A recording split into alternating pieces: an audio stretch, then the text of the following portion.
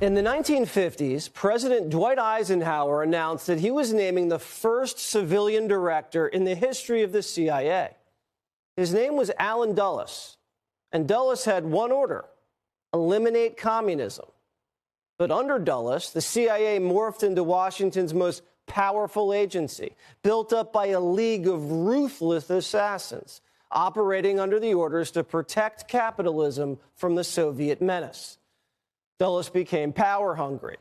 Just months into his term, Dulles green-lighted Operation PB Success, a coup to take out Guatemala's democratically elected leader, Jacobo Arbenz, and replace him with a military dictator. Why? To serve as a vanguard for corporate interests. You see, they needed to protect the profits of the United Fruit Company. They were under threat of having their land confiscated under the Arbenz administration. And the CIA has never shied away from government overthrow, from Iran to the Congo to South Vietnam. The CIA has never changed until recently, when they began interfering in American elections. And when it happened, it was called a conspiracy theory. The biggest scandal was when they spied on my campaign. They spied on my campaign. Well, there's no real evidence of that. Of course there is. No. It's all over the place. Leslie, Sir, they spied on my campaign and they got caught. Can I say something? You know, this is 60 Minutes, and we can't put on things we can't verify. You won't put it on because it's bad for Biden. We can't put on things we can't verify. Leslie, they spied on my campaign. Well, we can't verify It's been totally that. verified. No. It's been, just go down and get the papers. They spied on my campaign. They got caught. Barack Obama said everything was done by the book. I guarantee that there is no political influence in any investigation conducted by the Justice Department or the FBI, not just in this case, but in any case. Now, Obama isn't the first politician to lie and won't be the last. Last night, we brought you a bombshell report from journalists Michael Schellenberger and Mat Taibbi that allege Obama's CIA not only was involved in the Russia hoax, they started it. The story, as you mentioned, was that, we were just informed by foreign intelligence about this. Our sources tell us a very different story, which is that this was initiated by the U.S. government. It came from within the U.S. government's intelligence community, including the CIA. According to this report, Obama's CIA director, John Brennan, asked our English-speaking allies to target the Trump campaign, handing these foreign intelligence agencies a target list of 26 Trump associates. These 26 Trump associates were to be bumped, meaning they would be approached by assets, bumped into, and these interactions and relationships would be reported to the FBI as suspicious. These were people the CIA considered easy marks, like George Papadopoulos, 20-year-old.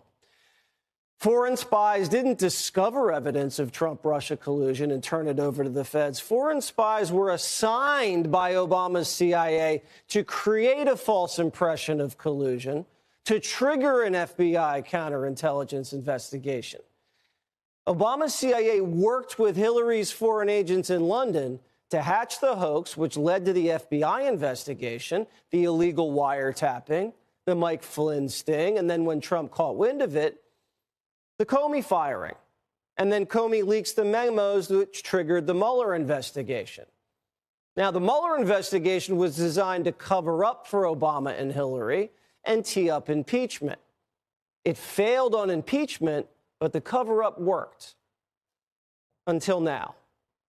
New reporting by Mat Taibbi and Michael Schellenberger revealed that House investigators had discovered the root causes, but their investigation and all of their documents were confined to secure rooms in Langley.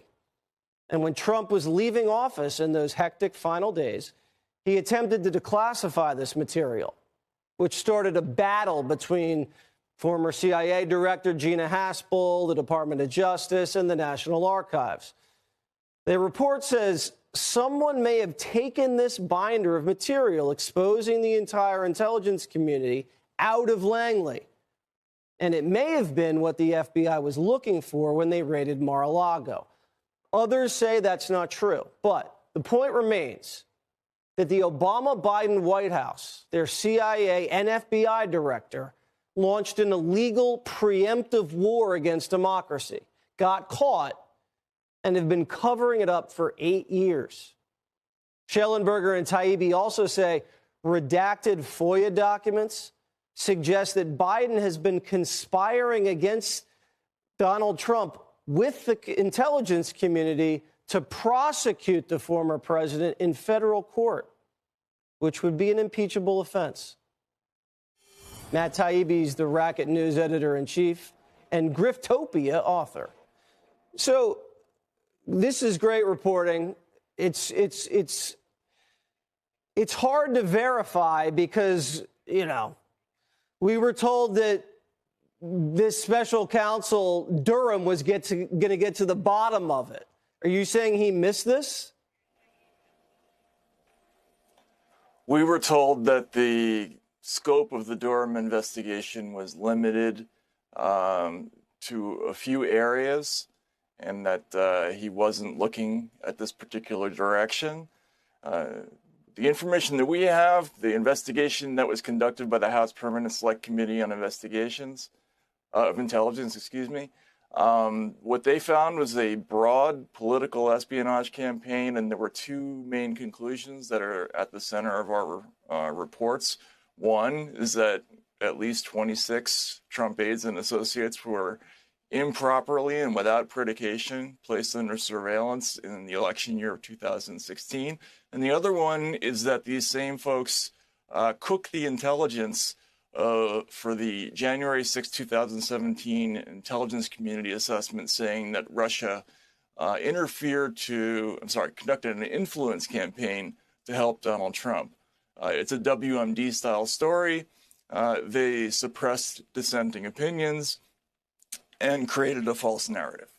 So there's a lot of debate over this binder. Is there a binder? What's in the binder? Is it redacted? Who has it? Where is it? Is that why they conducted the raid? What's going on with these materials? Well, it's a difficult story because we heard multiple versions of what the binder is, how many binders there are. We heard there are as many as 3. But we do know a couple of concrete things. We know that only a share of the HIPSI investigation ever got out. Of course, people are aware of the Nunes memo, which led to the investigation of abuses of FISA. We know that there was a report done into the origins of that intelligence community assessment, which supposedly never left a vault on the grounds of Langley. That's like a 17 to 20 page report that was confirmed by multiple sources. Apart from that, we were told there are numerous other investigative materials that may or may not be these binders that stories are referring to. But we know that there's a lot of stuff that didn't get out, that there were thousands of hours of investigation, and their conclusions have not yet been declassified. Mm-hmm.